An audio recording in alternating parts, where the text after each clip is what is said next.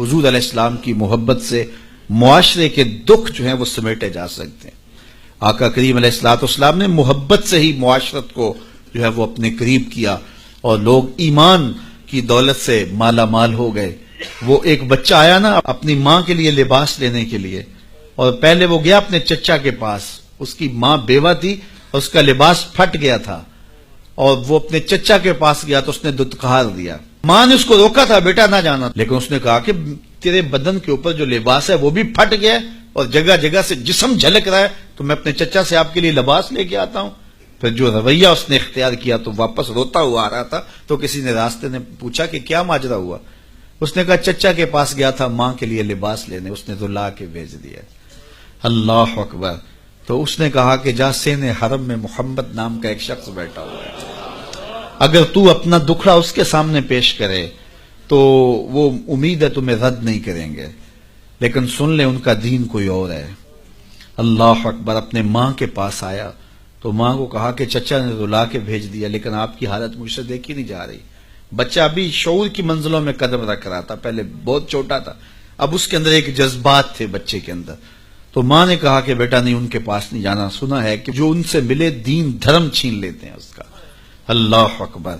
تو حضور علیہ السلام کے پاس جانے سے ماں روکنے لگی، لیکن بچے نے کہا کہ امی میں پکا رہوں گا، بتوں کا وفادار رہوں گا، تم اس ٹینشن کو، اس پریشانی کو چھوڑ دو۔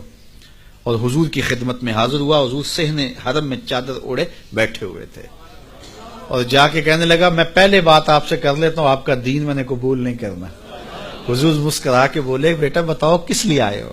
کہا میری ماں بے لباس ہے، میں آپ سے لباس لینے آیا۔ حضور نے چادر رحمت اتار کے اس کے کندھوں پہ ڈال دی۔ اللہ اکبر۔ وہ واپس آ گیا اور ماں پر حضور کی چادر اڑائی۔ اللہ اکبر۔ اور ماں نے کہا کہ بیٹے اس نے اپنا دین تو نہیں تجھے دیا؟ کہا نہ، میں نے پہلے کہہ دیا تھا تیرے دین نہیں مانوں گا۔ ماں کہنے لگی پتر اس کا دین ماننا چاہیے، یہ جس نے رحمت کی چادر ہمارے سر پہ تان دی۔ اللہ اکبر۔ تیری تک کے ادامہ میں مرید ہو گئے۔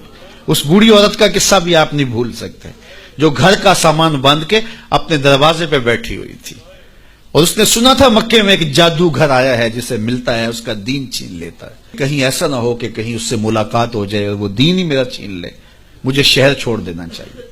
گھر کے تھڑے کے اوپر سامان باندھ کے بیٹھی ہے۔ حضور بھی گزرے، تو اس نے دیکھا تو کہا بھتیجے یہ سامان میرے سر پہ رکھ دے۔ حضور نے سامان اٹھایا، دیکھا تو بوجھل تھا، وزنی تھا، اور بڑھیا کو دیکھا تو کمزور تھی، تو کہا کہ بڑھیا اگر چاہو تو جہاں چاہتی ہو میں خود نہ چھوڑا۔ اس نے کہا اس سے بڑی مہربانی کیا ہوگی؟ حضور نے سامان اٹھایا ہوا ہے اور بڑھیا سے باتیں بھی کرتے جا رہے ہیں۔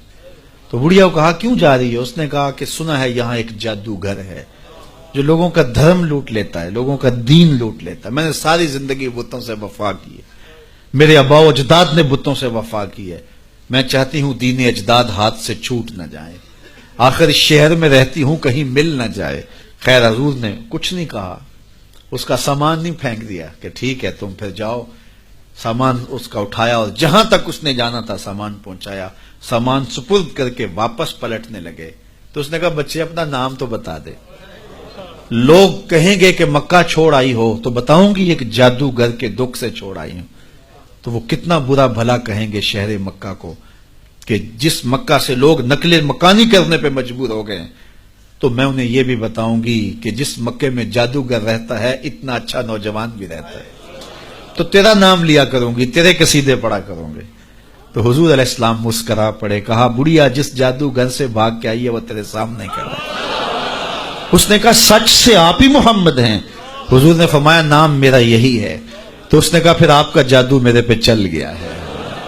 اللہ اکبر۔ تیری تک کے ادامہ میں مرید ہو گئی۔ لوگوں کی خدمت کریں، بوڑھوں کے کام آئیں، دکھیوں کے کام آئیں، مصیبت زدہ کے کام آئیں۔ حضور یتیم ہو کے یتیم پرور تھے، لاچاروں کی مدد کرتے، لوگوں کے گھروں میں پانی بھر کے دے دیتے، اور دکھیوں کے کام آ جاتے اور مصیبت زدوں کے کام آ جاتے۔